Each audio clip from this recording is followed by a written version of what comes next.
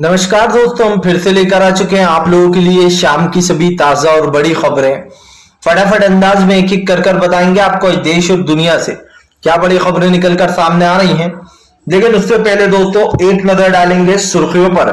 प्रधानमंत्री नरेंद्र मोदी के ऊपर गरजे राहुल गांधी, बोले देश को आरएसएस और बीजेपी चाहे जितना भी बांटने की कोशिश करे लेकिन देश को बंटने नहीं देंगे। वहीं पर अगली बड़ी खबर में हम आपको बताएंगे दोस्तों, दरअसल आपको बता दें कर्नाटक में कांग्रेस की धमाकेदार एंट्री, सोनिया गांधी और प्रियंका गांधी भी उतरी रेस में। वहीं पर अगली बड़ी खबर में हम आपको बताएंगे दोस्तों, दरअसल आपको बता दें सत्यपाल मलिक का बड़ा ऐलान, बोले फिलहाल इस्तीफे के बाद ना ही लड़ूंगा चुनाव, ना करूंगा राजनीति, किसानों को लिए लड़ाई करूंगा।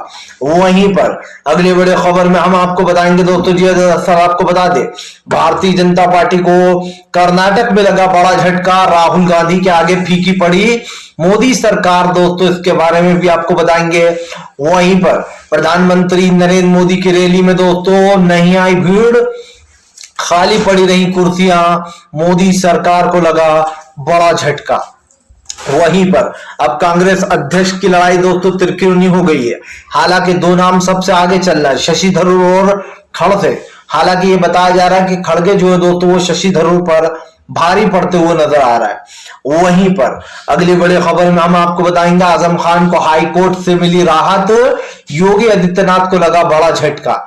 वहीं पर अगली बड़ी खबर में हम आपको बताएंगे, आपको बता दें भारतीय जनता पार्टी के ऊपर जमकर गरजते हुआ असदुद्दीन ओवैसी, बोले फिलहाल जिस तरीके से मदरसों पर कार्रवाइयां हुई हैं और आपको बता दें मुस्लिमों को टारगेट किया जा रहा है। वहीं पर अगली बड़ी खबर में हम आपको बताएंगे दोस्तों जी, सर आपको बता दें राहुल गांधी ने 2024 की बिसात बिछा दी। इस बिसात पर बीजेपी फेल नजर आ रही है, इसके बारे में भी आपको बताएंगे। वहीं पर चिन्मयानंद को दोस्तों हाईकोर्ट से लगा बड़ा झटका। आपको बता दें हाईकोर्ट ने को केस बंद करने से किया मना। दरअसल आपको बता दें चिन्मयानंद जो है वो लड़कियों से के साथ दुष्कर्म करता था, इसका बताएंगे इसके बारे में भी। तो सारी खबरें फटाफट अंदाज में देंगे, एक एक कर देंगे। फिलहाल से चलिए बढ़ते हैं सबसे पहली और सबसे बड़े खबर की ओर। दरअसल दोस्तों आपको बता दें राहुल गांधी के आगे फीकी पड़ी मोदी सरकार, कर्नाटक में राहुल गांधी ने मचाया पहुंचते ही तहलका। दरअसल दोस्तों आपको बता दें भारत जोड़ो यात्रा के बाद भारतीय जनता पार्टी को समझ में नहीं आ रहा है कि वो करे तो क्या करे। राहुल गांधी की 150 दिन की यात्रा कन्याकुमारी से कश्मीर तक, प्रधानमंत्री सोच सोच कर परेशान हो रहा है कि एक दिन की बात होती तो संभाल लेता, 2 दिन की बात होती तो संभाल लेता, लेकिन यहां तो राहुल गांधी पूरे 150 दिन चलने वाले पैदल और अभी उनके 26 दिन हो गए, आज डे 26 है। लेकिन दोस्तों इन 26 दिनों में राहुल गांधी ने वो कर दिया होगा जो पिछले 8 साल से राहुल गांधी ने नहीं किया था।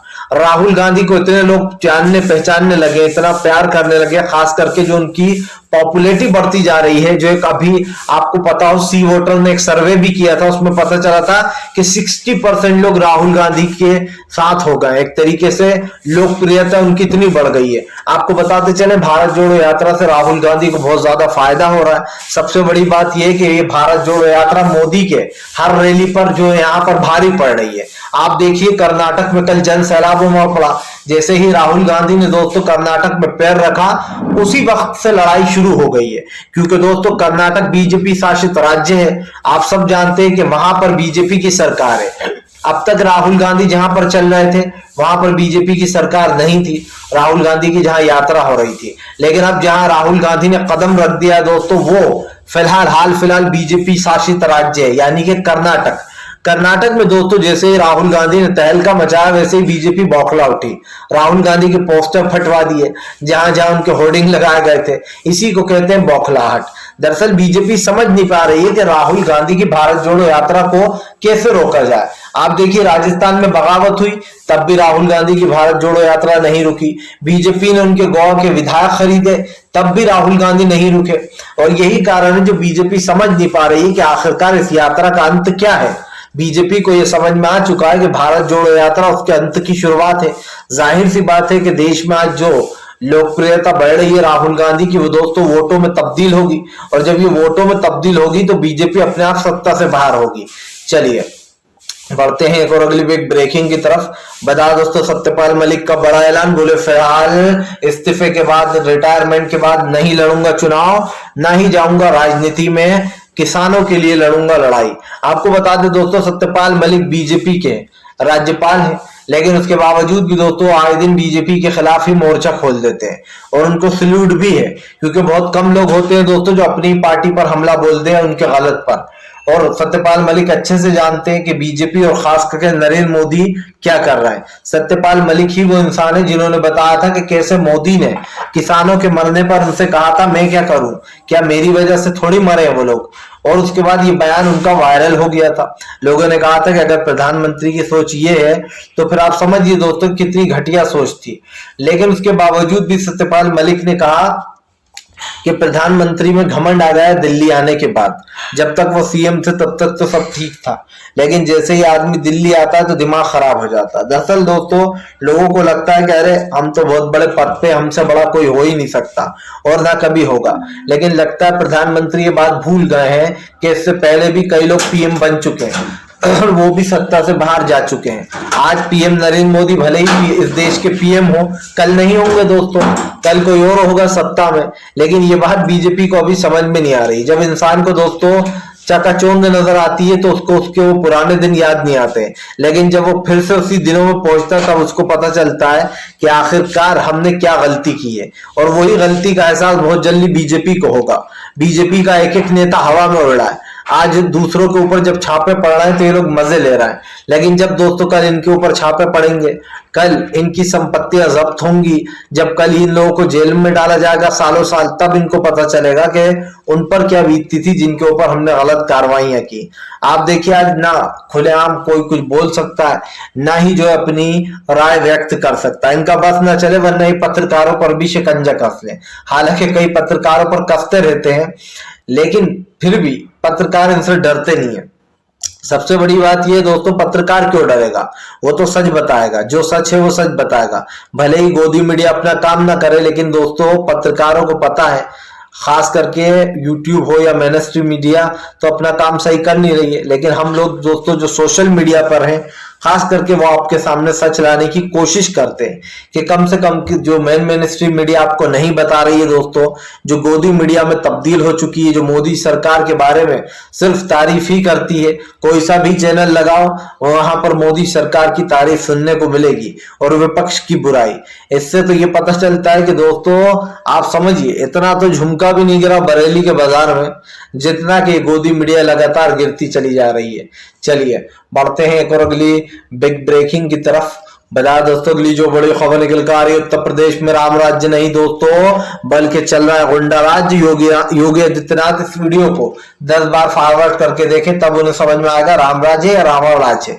आपको बता दें दोस्तों, उत्तर प्रदेश में जब भी कोई घटना होती है तो योगी आदित्यनाथ उस पर पीछे हट जाते हैं और सिर्फ एक सवाल का जवाब देते हैं, कहते हैं कि यहाँ तो राम राज्य है, यहाँ पर हमने शिकंजा कस रखा है, कोई भी बाहुबली नहीं बचा। योगी जी अगर बाहुबली नहीं बचता तो ये महाशय जो कि सरेआम पेट्रोल पंप के मालिक को आप समझिए दोस्तों अगवा कर रहा है, सरेआम उसको जो यहाँ पर अगवा करने की कोशिश कर रहा है। ये वीडियो सोशल मीडिया पर वायरल हो गया है और ये एक वीडियो नहीं, अभी इससे पहले भी वीडियो मैंने आपको बताया था कि योगी आदित्यनाथ के राज में दोस्तों कैसे लोग गुंडागर्दी कर रहे हैं, महिलाओं के साथ अभद्र टिप्पणियां करना, महिलाओं का शोषण करना और इस तरीके के न जाने कितने केस निकलकर सामने आ रहे हैं, जिससे ये पता लग जाता है कि योगी आदित्यनाथ के राज में बाहुबलियों का बोलबाला है। योगी आदित्यनाथ के लिए दोस्तों बाहुबली सिर्फ मुस्लिम वर्ड है। आप समझिए अतीक अहमद और जो है यहाँ पर मुख्तार अंसारी, ये इनके हिसाब से बाहुबली हैं। लेकिन जो लोग सरेआम दोस्तों आप समझिए किडनैप कर रहे हैं, लोगों को अफवाह कर रहे हैं, पैसे मांग रहे हैं, जो सरेआम महिलाओं के साथ आप समझिए दुष्कर्म करके उनको मार देते हैं, उनकी को जला देते हैं, ये योगी आदित्यनाथ के नाम हिसाब से दोस्तों ये बाहुबली नहीं है। तो फिर ये क्या है, ये तो बाहुबली से भी बदतर है। उनके सामने खरेआम समझिए, इसी को तो बाहुबली कहते हैं दोस्तों, सरेआम लोगों को किडनैप कर लेना, लोग महिलाओं के साथ जिस तरीके का व्यवहार किया जा रहा है, खास करके पुलिस वालों के गिरबान पकड़ लेना, पुलिस वालों को ही धमकाना, ये योगी आदित्यनाथ के राज में गुंडागर्दी नहीं तो फिर इसको क्या कहा जाए। महाशय जरा आंख खोल कर देखिए योगी बाबा, आपके इर्द गिर्द इतना क्राइम बढ़ चुका है कि आप शर्म के मारे कुछ बोल नहीं पाएंगे अगर एक दिन भी आपने उत्तर प्रदेश के क्राइम की हालत देख ली तो। ये कह देने से कि हमारे उत्तर प्रदेश में अब बाहुबलियों का बोलबाला नहीं, एक एक गैंगस्टर को हटा दिया।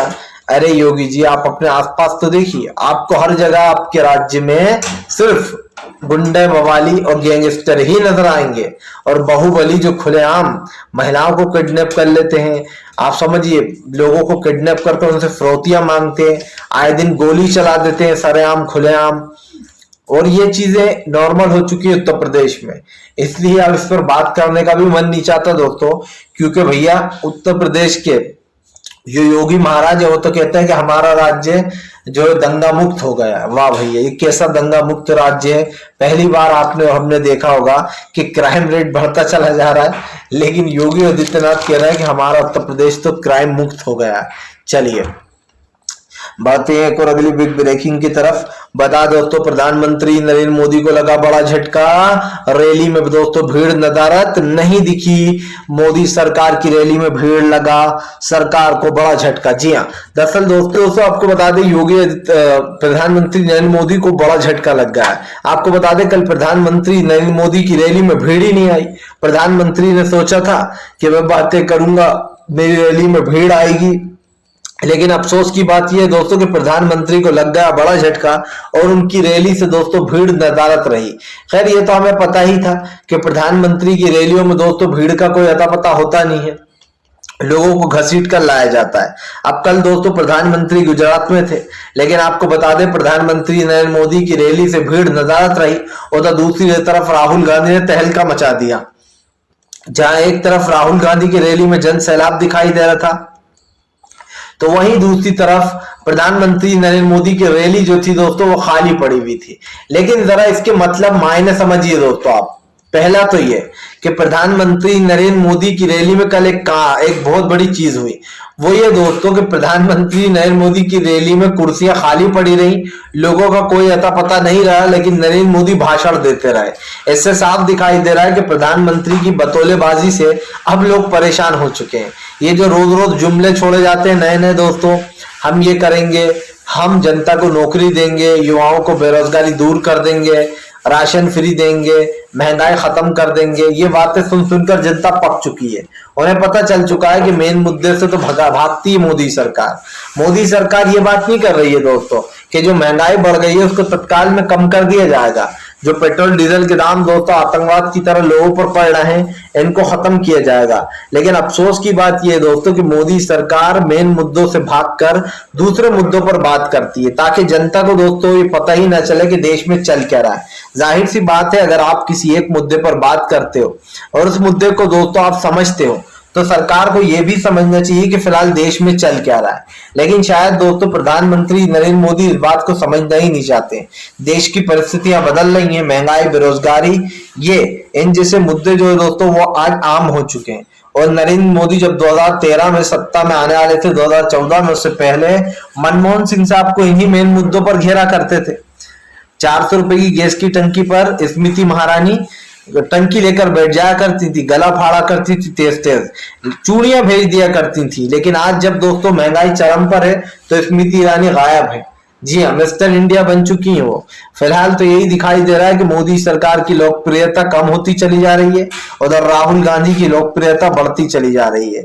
क्योंकि जिस तरीके से कल कर्नाटक में भीड़ दिखाई दी है, उससे साफ दिखाई देता है कि फिलहाल राहुल गांधी अपनी भारत जोड़ो यात्रा से एक नया इतिहास लिखने गए हैं दोस्तों।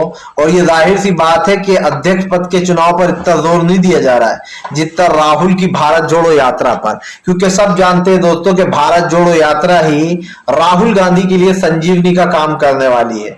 सबसे पहली बात तो जैसे कि मैंने आपको पहले भी कहा कि जो साउथ एरिया होते हैं वहां पर पढ़े लिखे लोग ज्यादा होते हैं, जो बेसिकली दोस्तों हिंदू मुसलमान में बिलीव नहीं करते हैं। जैसे कि मान लीजिए दोस्तों एक विदाउट पढ़ा लिखा इंसान है और वो इन बातों पर बिलीव करता है, और एक पढ़ा लिखा इंसान है जिसको पता है कि उसके राइट्स क्या हैं, लोग कैसे दिमाग को डाइवर्ट कर देते हैं, कैसे बांट देते हैं, वो समझता है। लेकिन अगर दोस्तों एक विदाउट पढ़ा लिखा इंसान होगा तो वो इस चीज को नहीं समझेगा, वो हिंदू मुसलमान पर यकीन कर लेगा। उसे लगेगा कि यार नहीं, सही कह रहे हैं, मुझे बीजेपी को वोट देना चाहिए क्योंकि यही हमारी रक्षा करेंगे। और अगर मैं एक पढ़े लिखे इंसान की बात करूं दोस्तों, बेसिकली जिस एरियो की मैं बात कर रहा हूं, जैसे साउथ एरिया जहां पर राहुल गांधी गए हुए, उन एरियो में बेसिकली दोस्तों क्या है, पढ़े लिखे लोग ज्यादा हैं। आप सब जानते हैं, चाहे वो केरल हो या फिर जो यहाँ पर तेलंगाना हो या फिर जो है साउथ हो, इन सब एरियो में दोस्तों पढ़े लिखे लोग आपको ज्यादा मिलेंगे, जो लोग इससे परे सोचते हैं, हिंदू मुसलमान से ऊपर सोचते हैं। और उन्हीं एरियो को दोस्तों राहुल गांधी घेरने की कोशिश कर रहा है, क्योंकि जाहिर सी बात है कि राहुल गांधी और खास करके कांग्रेस हमेशा उन्हीं एरियो से, उन्हीं राज्यों से उठी है जिन राज्यों में दोस्तों साउथ एरिया आते हैं। और साउथ के सारे एरियो में जितनी भी जगह हैं, उन जगहों से राहुल गांधी को एक भारी सपोर्ट मिलेगा। इंदिरा गांधी एक बार 153 सीट पर सिमट गई थी, लेकिन आपको बता दें जब संजय गांधी उनके साथ हुआ करते थे, फिर उन्होंने वहीं से अपनी सत्ता में वापसी की थी साउथ एरिया से, क्योंकि उनको सीटों की बढ़त जो दोस्तों उधर से ही मिली थी। तो इसीलिए मैं कह रहा हूं कि राहुल गांधी का उधर जाना, इसका एक बहुत बड़ा कारण यही है कि कन्याकुमारी से कश्मीर तक जाने का, कि जितने भी एरिया है खास करके राज्य हैं, उन सभी राज्यों को घेरने की कोशिश की जा रही है राहुल गांधी द्वारा। लेकिन मेन जो राज्य हैं वो, जैसे कि मैंने आपको पहले ही बताया कि साउथ के जो है दोस्तों, उसमें राहुल गांधी की ज्यादा रुचि है। फिलहाल चलिए बढ़ते हैं एक और अगली बिग ब्रेकिंग की तरफ। बता दोस्तों अगली जो बड़ी खबर निकल कर आ रही है, असदुद्दीन ओवैसी का बीजेपी के ऊपर बड़ा हमला। बोले फिलहाल देश में नफरत फैलाती है आरएसएस और विश्व हिंदू परिषद, लेकिन इसके ऊपर कार्रवाई नहीं होती। आपको बता दें असदुद्दीन ओवैसी ने भाजपा और संघ के ऊपर हमला बोलते हुए कहा कि बीजेपी संघ का एक दाहिना हाथ है, और जाहिर सी बात है दोस्तों, संघ को बीजेपी कभी भी ब्लॉक नहीं करेगी। जी हाँ, जिस तरीके से दोस्तों हमने देखा कि इतने दिनों से जो नाटक चल रहा है, खास कर जिस संगठन को बैन करने की बात चल रही है, जो के पक्ष के लिए दोस्तों आवाज उठाते हैं, उन संगठनों को आतंकवाद से जोड़ दिया जाता है। और इसको लेकर असदुद्दीन ओवैसी ने भारतीय जनता पार्टी पर हमला बोला है। ओवैसी ने कहा कि हमें बैन लगाने पर कोई आपत्ति नहीं है, लेकिन हम चाहते हैं कि आरएसएस पर भी बैन लगे। जाहिर सी बात है दोस्तों, संघ पर बैन लगाने से बीजेपी डरती है, क्योंकि संघ ही है जो बीजेपी को दोस्तों वोट दिलवाने में सपोर्ट भी करता है। जाहिर सी बात है कि आरएसएस हमेशा से विवादित बयान देता रहा है। आरएसएस के कार्यकर्ता आरएसएस के ऊपर हमेशा सवाल उठते रहे। एक बार तो आरएसएस के बैन होने की कगार तक आ गई थी। लेकिन आज जो देश में परिस्थितियां हैं दोस्तों, जो परिस्थितियां निकल कर सामने आ रही हैं, उससे एक चीज साफ हो जाती है कि भारतीय जनता पार्टी पूरी कोशिश कर रही है कि वो देश से दोस्तों खास करके उन संगठनों को मिटा दे जो या तो मुस्लिम के पक्षकार हैं या फिर जो कांग्रेस के हितैषी हैं, यानी कि उनके जो यहाँ पर शुभ चिंतक है कांग्रेस के। उन संगठनों को बीजेपी खत्म करने की कोशिश कर रही है जो बीजेपी से बगावत करते हैं। लेकिन बीजेपी का मेन मुद्दा ये भी नहीं है कि बगावत करने वालों को, बीजेपी का एक तीर से दो निशाने। सब जानते हैं कि आने वाले समय में बहुत जल्द इलेक्शन आ गए हैं, और इलेक्शंस में जीतने के लिए दोस्तों इस बार बीजेपी पूरी कोशिश कर रही है। क्या कर रही है वो, कि वो लोगों का दिमाग उसने फिर से एक बार डिवाइड करना शुरू कर दिया है डायरेक्ट। और ऐसे में दोस्तों ये साफ दिखाई दे रहा है, जब आपके दिमाग में कुछ ऐसी चीजें भर दी जाएंगी हिंदू मुसलमान की, या फिर आपके दिमाग को बेसिकली पूरी तरीके से बीजेपी कंट्रोल करेगी। और कंट्रोल कैसे करेगी, जैसे कि मैंने आपको बताया कि देश में नफरत फैलाकर जिस तरीके की परिस्थितियां पैदा की जा रही हैं, उससे भारतीय जनता पार्टी अपने आप को बचाने की कोशिश करती है। तो ये कहना गलत नहीं होगा कि आने वाले समय में बीजेपी का ये भांडा भी फूटने वाला है। फिलहाल हम तो यही कहेंगे आपसे कि वीडियो अच्छा लगे तो लाइक कर दीजिए, चैनल पर पहली बार आया हो सब्सक्राइब कर लो, ताकि आगे भी इस तरीके की वीडियोस जो है वो आपको मिलती रहे और आप हमसे दोस्तों जुड़े रहे, क्योंकि हम आपके लिए लेकर आते रहते हैं इसी तरीके की बिल्कुल सच्ची और सही खबरें जो आपके काम आती है और जो आपके हमेशा साथ रहती हैं। फिलहाल वीडियो अच्छा लगे तो लाइक जरूर कीजिएगा और चैनल को सब्सक्राइब कर लीजिए, ज्यादा से ज्यादा शेयर भी कीजिएगा। सब्सक्राइब करने के बाद पास में घंटी आएगी, इसको